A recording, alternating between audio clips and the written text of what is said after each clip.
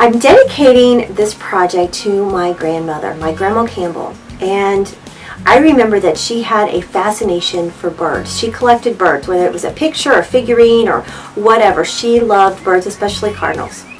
And I remember going down the street to the dime store with her, and she would buy little birdie stickers. And if you were lucky enough to get a card from Grandma or a letter from Grandma, you can bet that it had little birdie stickers all over it, especially one on the back of the envelope. That's a really special memory for me. And so I'm going to take that inspiration, the birds and the blooms that she loved so much, and show you how to create a project that I call the Friendship Garden Gift Basket.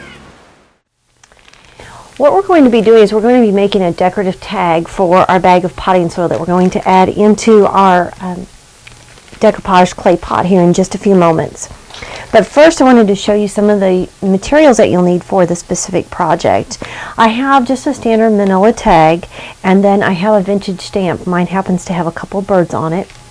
This stamp here is a clear stamp, and it is it's a round frame, and we're going to use it to stamp onto this piece of shrink plastic that I have right here.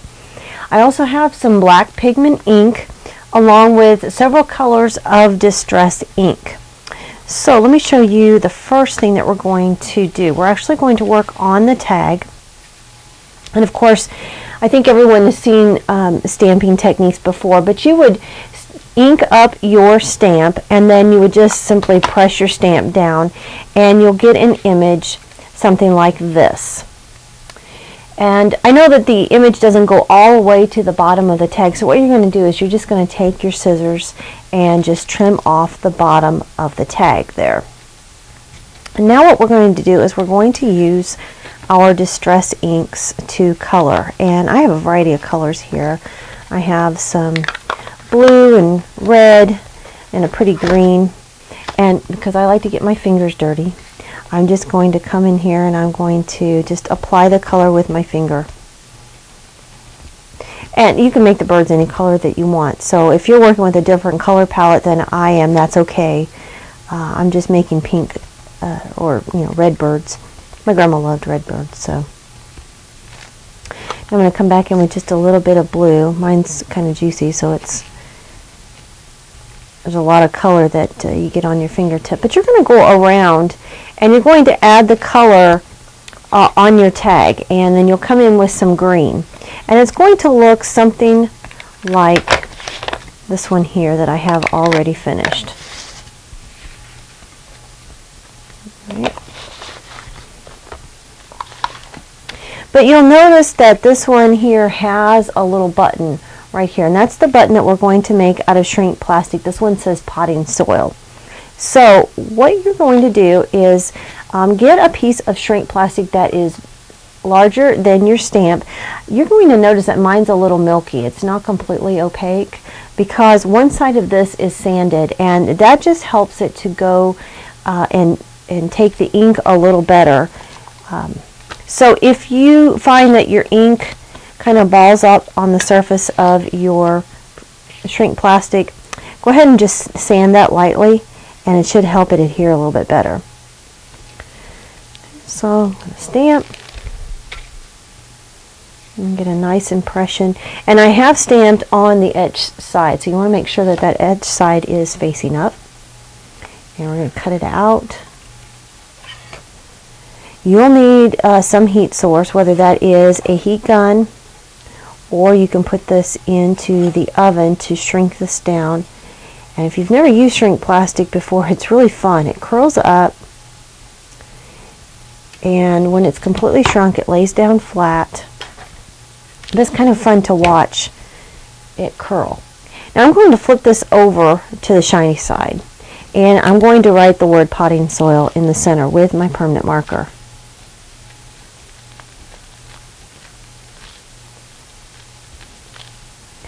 And you can make your letters a little decorative there if you want.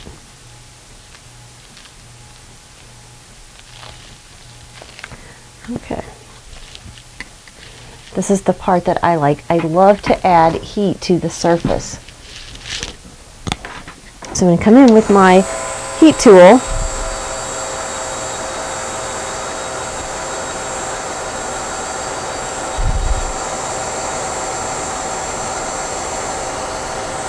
goes. It's starting to curl.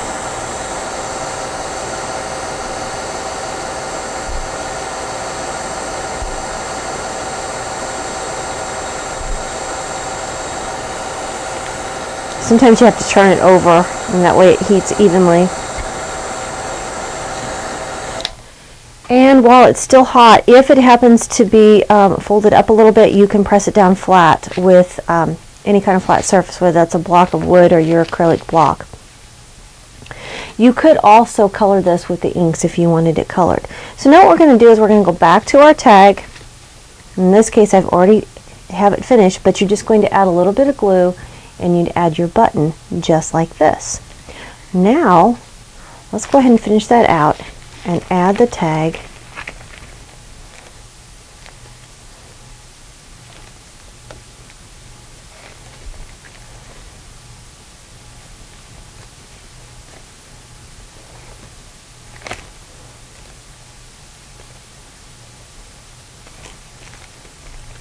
To the potting soil. Right? So this completes our first project. Let's go on to the little plant stakes.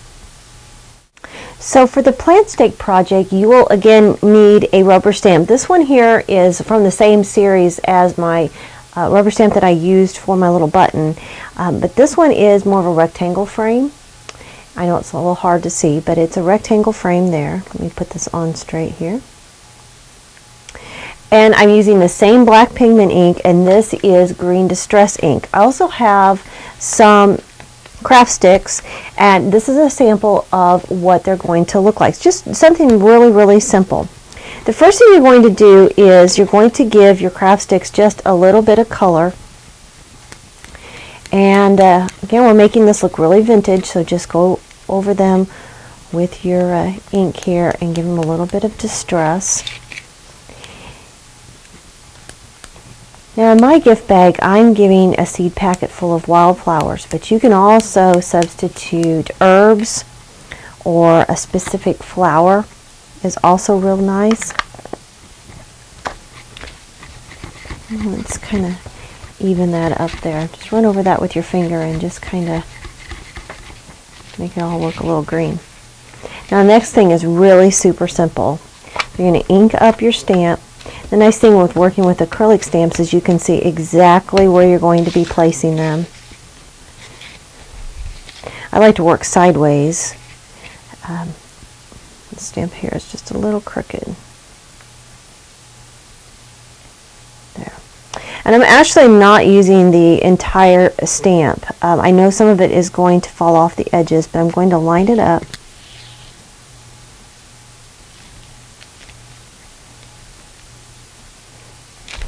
Like that, and give it a good stamp.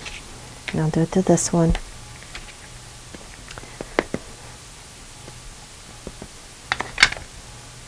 Another just little fun decorative touch.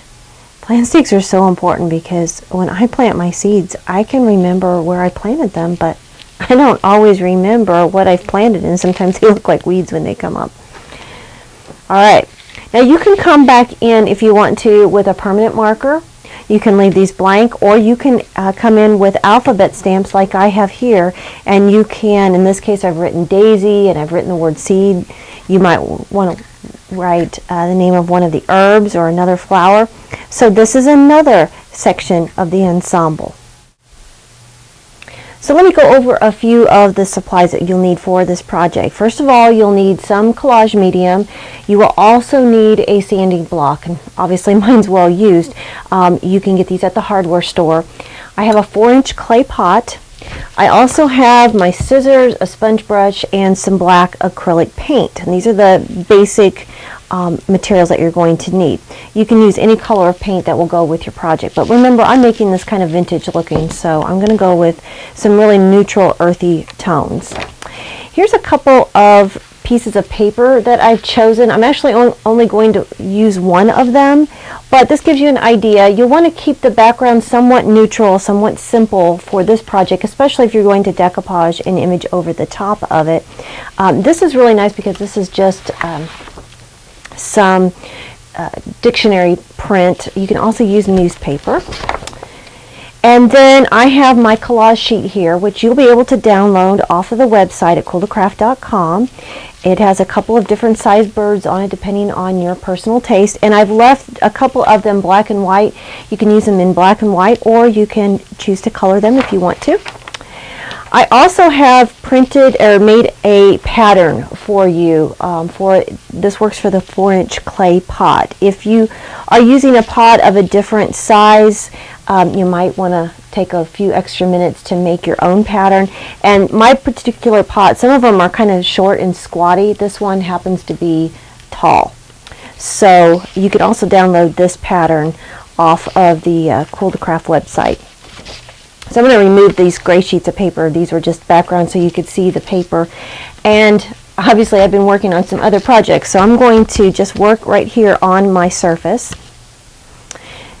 Let me pull this back in. What we're going to do is we are going to paint the rim of our pot completely black, and we'll let that dry. Because these pots, they're so porous, it doesn't take long for them to dry at all. So do this first, that way you don't have to worry about getting any paint on your paper. So all the way around.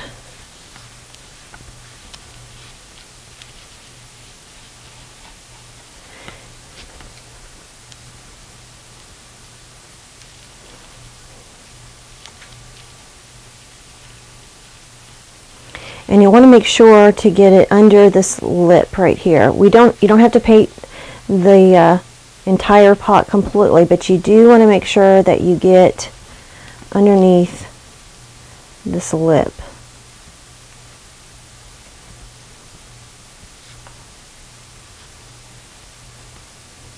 Okay, I'm going to, and just to make it look nice, you'll want to paint down into your pot a couple inches there. The dirt will cover up the rest.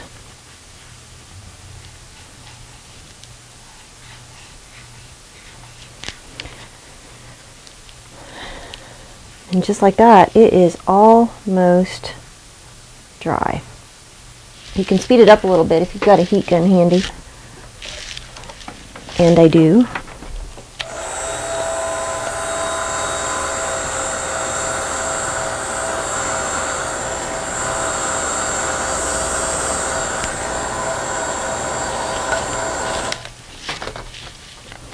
Like I said before, this is a great project, especially if you are short on time, or it makes a good housewarming gift. You can actually have several of these done pretty quickly. All right, now what we're going to do is, with the pattern, you are going to cut out a piece from your decorative paper. So this we're going to decoupage onto the front of the little clay pot. If you want this all in one piece, then you'll need to make a pattern that looks like this. But you could tear strips of paper if you wanted to and piece it on that way. That way works too, if you didn't want to have to go to all the trouble of making a pattern. And you can use this technique for any size clay pot that you want. I put my decoupage medium on pretty generous, again because this pot is kind of porous and it'll tend to dry out a little quicker than normal. Go around the bottom there. And then we'll stick some on the back of our paper. Yes, you could use a paintbrush, but I just have to get into my work.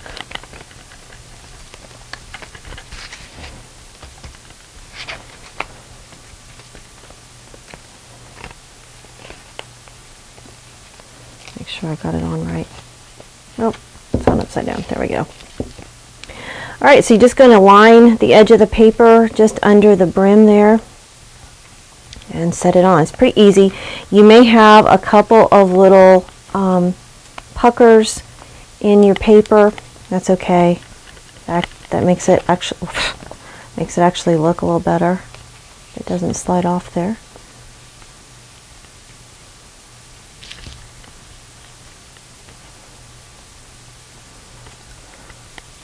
And then you're going to go over the top with more decoupage medium and smooth it down. So make sure that it's all set, and like I said, it's going to have a couple little puckers in it. That's fine. It really won't show. In fact, it kind of looks better. It looks a little bit more aged if it does have a few puckers, but you just want to make sure that you get all of the air out of it. And I think this would look pretty cool with some vintage newspaper too. And instead of trimming the bottom, what I'm going to do is I'm just going to fold that over, just like this. This medium dries pretty fast too. Once your paper gets good and saturated, then it bends a lot easier, and you'll be able to fold those and set those edges down. Don't underestimate decoupage, and it's a great way to give a lot of your projects a really quick lift, kind of bring them into a modern project, spruce them up a little bit.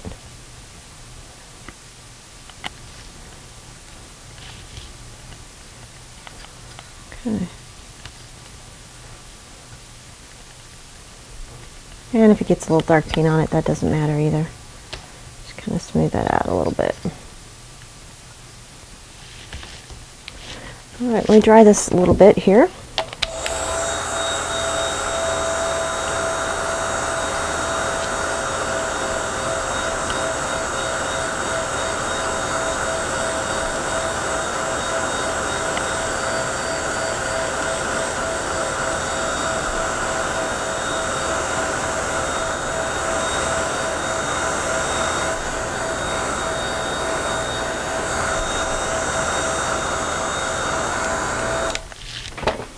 It's not completely dry. I'm using the gloss, so sometimes it doesn't look like it's dry when it is dry, so that's pretty good, just like that. So the next thing you're going to do is you're going to take and you're going to cut out your bird from the collage sheet, which I've already done here. And I'm going to use the bird that is already colored. And if you don't want it yellow, if you want it red or pink, you can just go over this with some chalk or some distress ink and color this any color that you wish. So I'm going to do the same thing here. I'm just going to add a little bit of decoupage medium.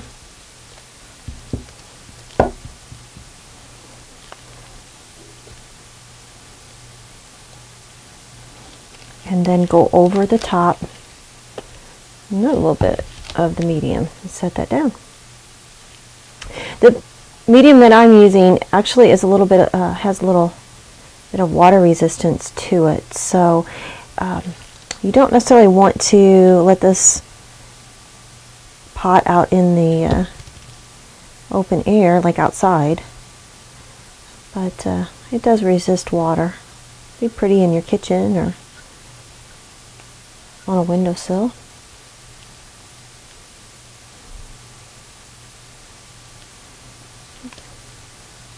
It's looking pretty good. Pretty good. Makes me think of Grandma. Alright, almost finished. Next thing we're going to do is we're going to come in and we're going to really age this to make it look very vintage. And I'm going to dry this here real quick.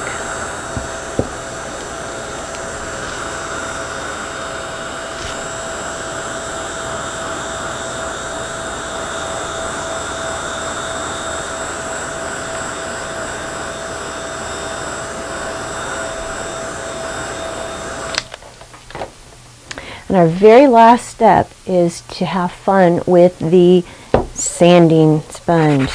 So just go over the top rim and sand away some of the paint.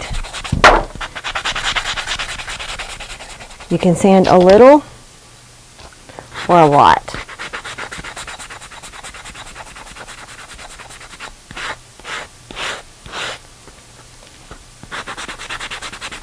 And if you have the saucer with your clay pot, you're going to do the exact same thing with the saucer. I painted my saucer completely black and distressed it by sanding away some of the paint here. It also helps if your paint is still a little wet. It'll take it off a little easier. This is a pretty rough grit sanding block.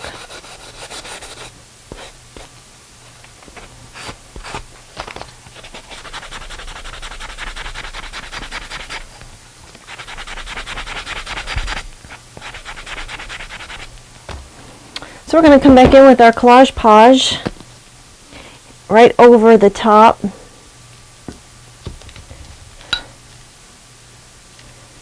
Of the black. This will give it a nice shiny finish and make it water resistant. We're almost done. See how quick this was?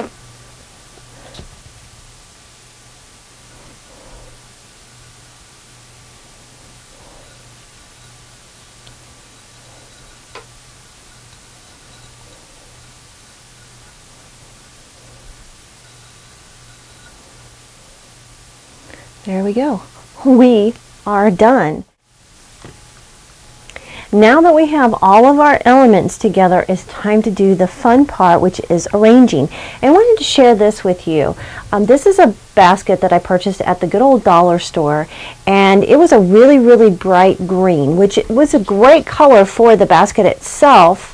Except for my particular color scheme, it was a little bit too bright. So what I did is I just went over it and just touched it up with some black paint and kind of distressed it.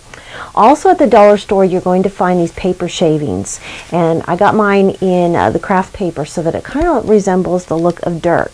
And now all you're going to do is start setting in your elements. Just like this. A little packet of seeds. And of course your plant sticks, and you've got a great beginning to a friendship garden.